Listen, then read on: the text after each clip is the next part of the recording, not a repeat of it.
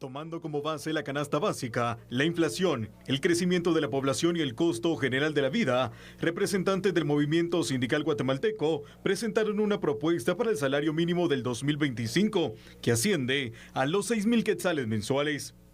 En la presentación, el movimiento también realizó una serie de solicitudes al presidente de la República. Que el presidente constitucional de la República de Guatemala derogue el acuerdo que da lugar a los salarios por circunscripciones municipales y, en consecuencia, los salarios diferenciados. 2, que también inmediatamente derogue el acuerdo gubernativo que dio lugar al reglamento del trabajo a tiempo parcial. 3, también demandamos que como condición previa se eliminen las brechas salariales entre la inflación y los ingresos de los trabajadores y los salarios. El salario mínimo a partir del 1 de enero del año 2025, para dar cumplimiento al artículo 4 de la Constitución Política de la República de Guatemala, sea el siguiente ajuste para poder acceder como mínimo al costo de la canasta ampliada, que incluye los servicios, el agua, la luz, el transporte, la educación, la alimentación, la salud, entre otros costos. Proponemos entonces, en ese sentido y en esas líneas, 200 quetzales diarios y por lo menos que los trabajadores y las trabajadoras, todas las trabajadoras y trabajadores de Guatemala, devengan un salario de por lo menos 6,000 quetzales mensuales para poder aliviar un poco el costo total de la canasta ampliada. Actualmente la actividad económica agrícola tiene un salario diario de 102 quetzales con 44 centavos, más bonificación, quedando de 3,374 quetzales con 42 centavos al mes. Para la actividad económica no agrícola, el salario diario sería de 105 quetzales con 83 centavos, más bonificación, que representan 3,477 quetzales con 82 centavos mensuales.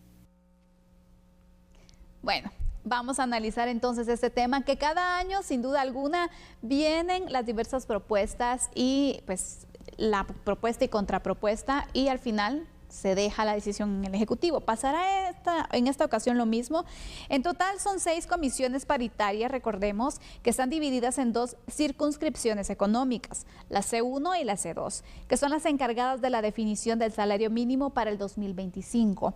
El salario mínimo actual en Guatemala, según la circunscripción económica, es el siguiente. En el departamento de Guatemala, el salario agrícola es de 3,516 quetzales. El salario no agrícola es de 3,634 quetzales. La exportadora y maquila es de 3,343 quetzales. En todos los departamentos, excepto en Guatemala, el salario agrícola es de 3,374 quetzales. El salario no agrícola es de 3,477 quetzales. Exportador y maquila es de 3,171 quetzales.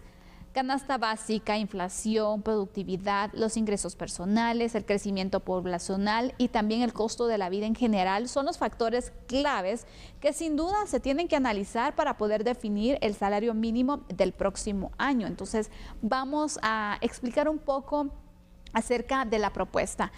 Sabemos entonces que un sector dice, bueno, queremos que se aumente a 6,000 quetzales el salario mínimo, el doble de lo que se ha propuesto, y el sector ya de los patronos dice, no, está muy elevado.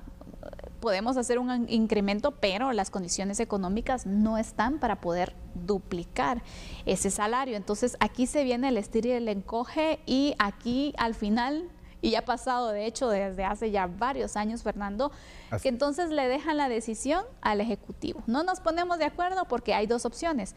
O las comisiones paritarias establecen y dicen, bueno, estamos de acuerdo y esta es nuestra propuesta para el salario mínimo al próximo año. O pasa lo que ha sucedido durante varios años, no estamos de acuerdo, no llegamos a un acuerdo, entonces Ejecutivo decida. Y es la salida más fácil, ¿no? Mira, estamos tocando un tema, te puedo decir, de los más álgidos en el país. ¿Por qué? Porque tiene que ver con esa circunstancia tan especial que significa cuánto voy a poder yo recibir de incremento en lo que gano en mi trabajo gracias a estas negociaciones. Y el tema del salario es sagrado para cualquier persona. Sin duda. Hay que entender algo, Sandy. Nadie trabaja por hobby. No. Nadie. Toda persona que está en esa acción de prestar sus servicios, su fuerza física, intelectual, a cambio de ese concepto tan básico y tan buscado por todo el mundo, que es el salario, se hace porque tenés una necesidad que cubrir. Familia, hogar, etcétera. Bueno. O un propósito incluso. Claro, por supuesto, pero definitivamente no vamos a encontrar a nadie que trabaje por hobby. Entonces, las comisiones paritarias tienen pues esa peculiaridad, tienen ese mandato legal de establecer un mecanismo de negociación. El sector patronal, por supuesto, por un lado, y el sector de todos los trabajadores por el otro. Uno, naturalmente, desde que yo tengo memoria, pidiendo naturalmente que sea la mayor cantidad de porcentaje posible el incremento. Y el otro, el patronal, diciendo, bueno, miren, no, porque, o sea, tenemos que ajustarnos a la realidad de cómo la empresa puede lograr producir y puede llegar a generar el incremento adecuado para, pues, todo el grosso que tenemos de empleados en esta empresa, en esta otra, en esta otra. Hay que entender que de verdad aquí es un tema de negociar. Y cuando no se ha logrado la negociación, Sandy ya lo explicó, es al final una atribución del presidente de la República establecer cuánto va a ser el incremento, si es que se da. Si no se da, también él lo indica, ¿verdad? Analizando todos los indicadores que tú acabas de enumerar y explicar. Entonces, obviamente, desde este momento empieza ese estira y encoge, ¿verdad? Es una negociación que tiene realmente aglutinadas a personas con alta preparación y conocimiento en materia. Y distintos sectores económicos y de también. distintos sectores que manejan muy bien el tema del contenido constitucional y, por supuesto, el contenido del Código de Trabajo. Y sobre todo el derecho social, que es el que abarca precisamente esta circunstancia tan importante para los empleados, para los trabajadores, en función de qué van a recibir de más dinero. Y para el patrono, entendido, ¿verdad? Por supuesto, de saber hasta dónde se puede negociar. Sin duda alguna. Aquí la verdad es de que es difícil esta decisión porque mira, poniéndonos en el lugar de tanto el patrono como ya la clase trabajadora, por una parte, como patrono dices, bueno, si voy a incrementar al final mis costos para el pago de salario, el pago de nómina, la situación económica en el país me tiene que a mí ayudar para que yo pueda recuperar también, ¿no? Es un gane-gane al final, pero vemos cómo estamos a nivel económico y cómo está la situación en nuestro país, complicada, por donde quiera que lo veamos.